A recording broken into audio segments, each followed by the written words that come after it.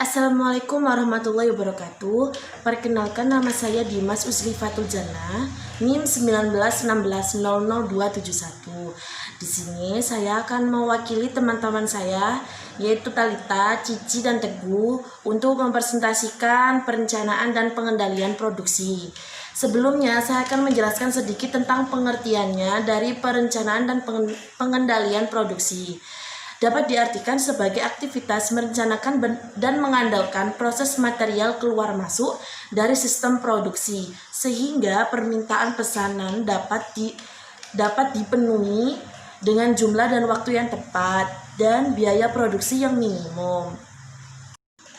Adapun tujuan dari perencanaan dan pengendalian produksi, salah satunya mengusahakan agar perusahaan dapat memproduksi secara efektif dan efisien.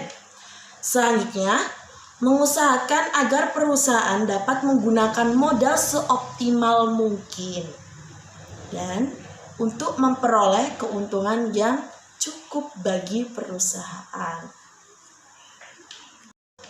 Ada pula tingkat perencanaan dan pengendalian produksi. Yang pertama, perencanaan jangka panjang. Kegiatan ini meliputi peramalan usaha, perencanaan kebutuhan dan penjualan, perencanaan produksi, perencanaan kebutuhan bahan baku, dan perencanaan finansial. Yang kedua, ada perencanaan jangka menengah. Kegiatan ini meliputi perencanaan kebutuhan kapasitas, perencanaan kebutuhan material, jadwal induk produksi, dan kebutuhan distribusi. Yang ketiga, ada perencanaan jangka pendek. Kegiatan ini meliputi penjadwalan terkait produk akhir, perencanaan dan pengendalian input dan output, pengendalian kegiatan produksi, perencanaan dan pengendalian purchase dan manajemen proyek.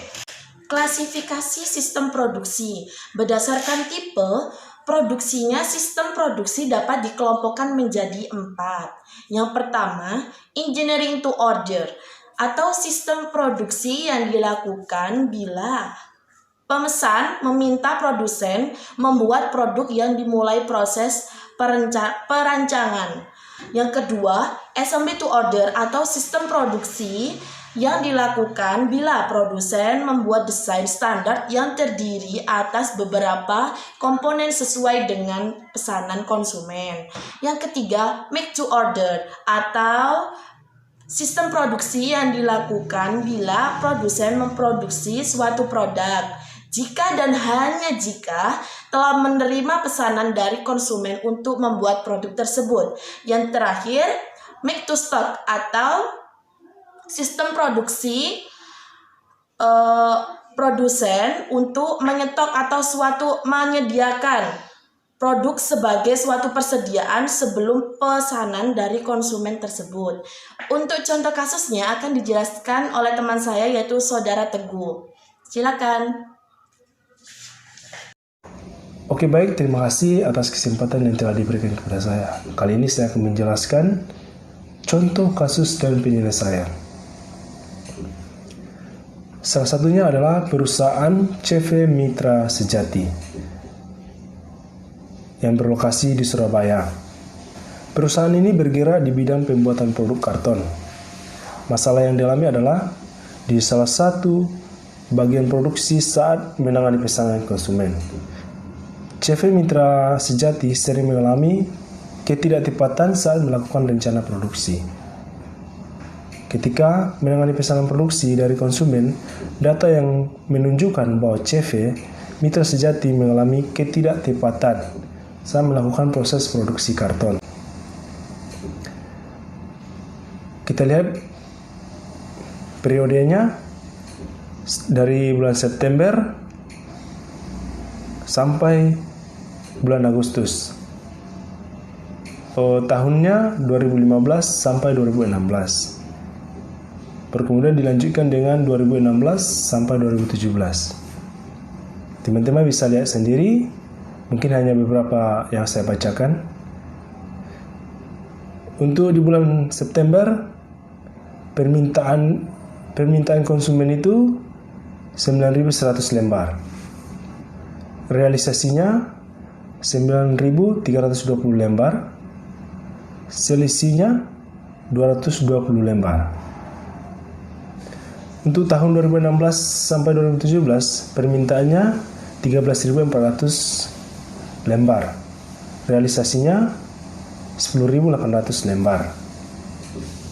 Untuk selisihnya minus 2.600 lembar. Untuk di bulan Oktober, jumlah permintaannya pada tahun 2015 sampai 2016 adalah 9.820 lembar. Realisasinya 10.110 lembar. Untuk selisihnya 290 lembar. Pada tahun 2016 sampai 2017 itu permintaannya berjumlah 11.200 lembar. Kemudian realisasinya 11.000 lembar.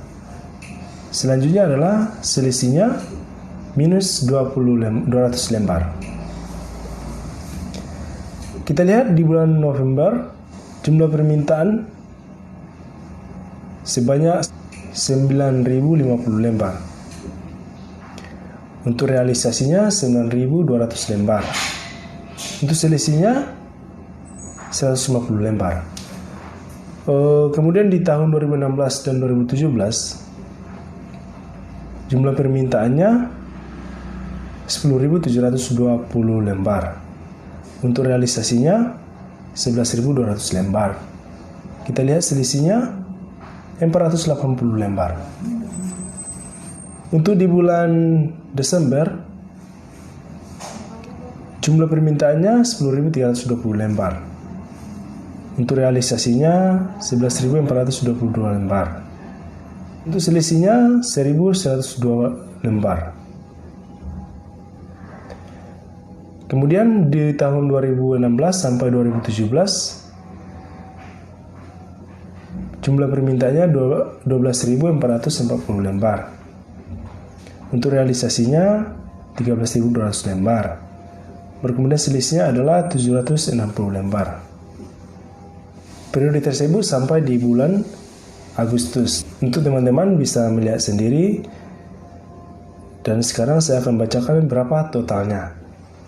Untuk total jumlah permintaan berjumlah 1.298.882 lembar. Untuk realisasinya berjumlah 129.089 lembar. Untuk selisihnya minus 207 lembar. Kemudian itu di tahun 2015 sampai 2016. Kemudian di tahun 2016 sampai 2017 jumlah permintaannya 152.902 lembar. Untuk realisasinya 146.340 lembar. Untuk selisihnya minus 6.562 lembar.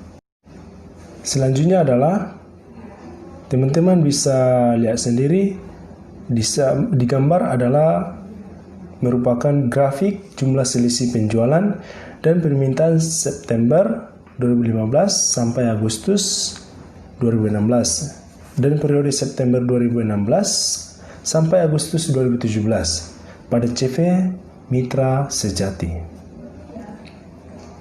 Oke, saya akan menjelaskan grafiknya.